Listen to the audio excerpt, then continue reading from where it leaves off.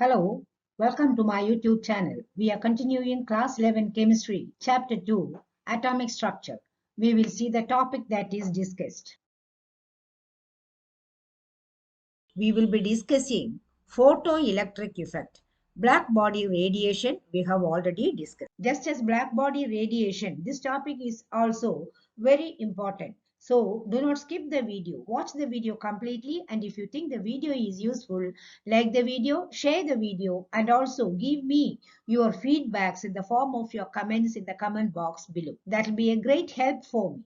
If you have not subscribed my channel, do subscribe it now and also press the bell button so that you get intimated as soon as videos are posted. Let us start. In this video, we will discuss photoelectric effect. We have already discussed black body radiation. We have also seen the experiment done by Max Planck in connection with black body radiation. There, he heated an object having high melting point and observed different shades or colors appearing on the body. In this case, H. Hertz in 1887 observed that when incident radiation, that is light, having suitable frequency, that is suitable energy, strike the surface of a metal, electrons are ejected from the metal. This phenomenon was called photoelectric effect. I will note down the definition here.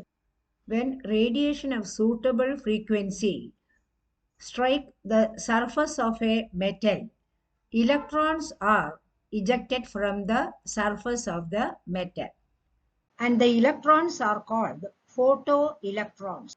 He used a setup that is shown in the figure. It consists of an evacuated chamber made of glass containing a metallic anode and a detector. The anode is negative and the detector functions as the cathode and it is positive. It is connected to a system of battery through an ammeter which can measure the current that is generated. That is, when incident radiation of suitable frequency, that is containing a certain amount of energy. We have already seen that frequency is proportional to energy. We got the formula in the previous video.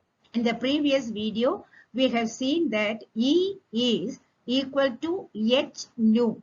If you have not watched that video, click the I button in order to watch that. When incident light of such a frequency strikes a metal, electrons are released from it. The electrons move towards the detector and there is a flow of current. Current is nothing but a flow of electrons. So, the current that is generated can be measured using this ammeter.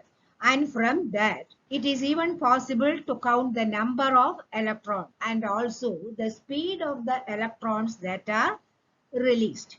It was observed that for a particular metal, electrons are released only if the incident light had a frequency above a certain minimum value called threshold frequency known as nu naught. Magnitude of the frequency of the incident light depends upon the type of metal that is used. He repeated the experiment using several metals as anode like sodium, potassium, rubidium, cesium, magnesium, etc.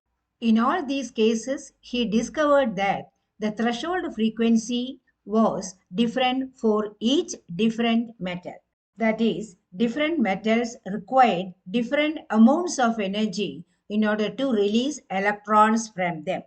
Now we will see Hertz remarkable and interesting observations. His observations were related to threshold frequency, work function, speed of ejected electrons, and number of ejected electrons. We will see one by one. We have already discussed this point, but I will repeat this again for clarity. Electrons can be ejected from any metal surface only when the striking radiation has a frequency above a certain minimum level. This particular level or magnitude of frequency, which is specific for each metal, is called threshold frequency represented as nu naught. Now let us see work function. He observed that a minimum energy is required. The incident light should contain a minimum energy. Above that minimum energy, only electrons can be ejected. What is the formula for energy? We have already seen that energy is equal to H nu. Here we are talking about minimum energy. So it becomes H nu naught because nu naught is the minimum frequency. Energy is proportional to frequency. So work function is nothing but the minimum energy required to eject electron from a metallic surface. Okay, for different metals, this work function also is different. The next observation is with reference to speed of ejected electrons. The speed of the ejected electron depends upon the frequency of incident light or radiation. It is independent of intensity.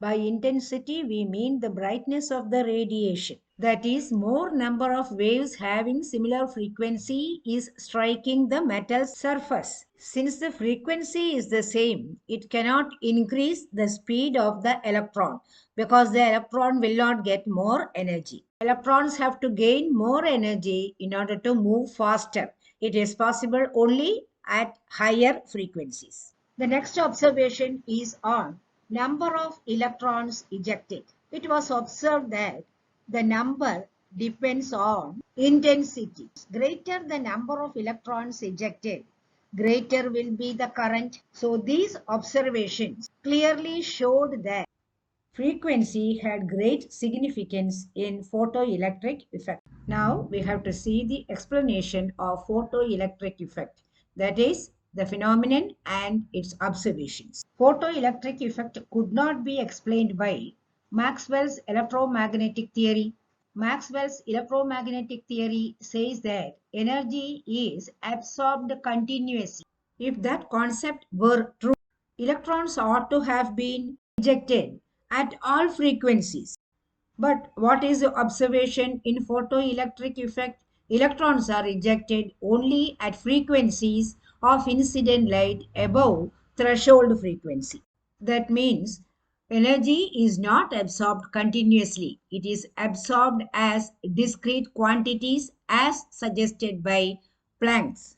And that was particular or specific for each metallic anode. So photoelectric effect was later on explained in 1905 by Einstein using Planck's quantum theory.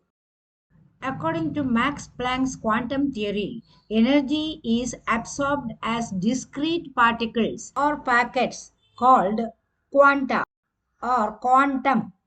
Einstein extended the quantum theory. He gave more explanation for quantum theory. He called Max Planck's quantum as photons, especially with reference to energy of light. He used the formula E is equal to h nu to refer to the energy of photons. So energy of photon is equal to h nu. So when the frequency changes, the energy of the photon also changes. Einstein explained photoelectric effect by stating that when electromagnetic rays strike the metal, the energy present in the photon of wave is transferred to the electron. Electrons in an atom have specific energy levels. Electrons are attracted by the nucleus. The force of attraction depends upon the type of the metal and also distance of the electron from the nucleus. Energy of the photon depends upon the wavelength of the striking incident ray. If the photon is capable of transferring more energy to the electron, it gets dislodged from the atom and starts moving towards the detector. This explains the first observation, that is, the striking radiation should have a frequency above the threshold frequency in order to dislodge electron or eject electrons. What about the work function? The work function for the striking radiation will be h nu, and that will be greater than the work function for minimum threshold frequency h nu naught. The energy transferred to the electron will be the difference between these two, that is h nu minus h nu naught. This will be the kinetic energy of the electron, that is by virtue of its motion. The third observation was that the speed of the electron depends upon frequency. How can it be explained? From the above relation, it is clear greater the incident frequency, greater will be the difference. So, greater will be the kinetic energy, that is, greater will be the speed. So, speed of the electron depends on frequency of the incident light. Speed is independent of intensity because it does not increase the frequency. If the frequency of the striking radiation is less than nu naught, that is threshold frequency, then the energy transferred will be much less than the energy of the electron in the metal. So it cannot be dislodged. I will note down the important points. Point number 1, minimum frequency. That is, frequency greater than threshold frequency is needed for ejection of electrons. Point number 2, greater the frequency of the incident light, greater the kinetic energy of the electrons. When the kinetic energy increases, the speed also becomes great. Greater the frequency, greater the velocity. That was the third observation. The fourth observation was about the number of electrons ejected. Greater the intensity, greater the number of electrons ejected. It was explained that when intensity increases, the number of radiations having the same frequency striking the metal increases. Therefore, larger number of electrons gain the necessary energy and get dislodged. So, when intensity increases, the number of electrons ejected also increase. I'm sorry, I have numbered it as 3. It ought to have been 4. Please make a correction. Before we conclude the video, let me talk about the unit of work function. It is electron volt.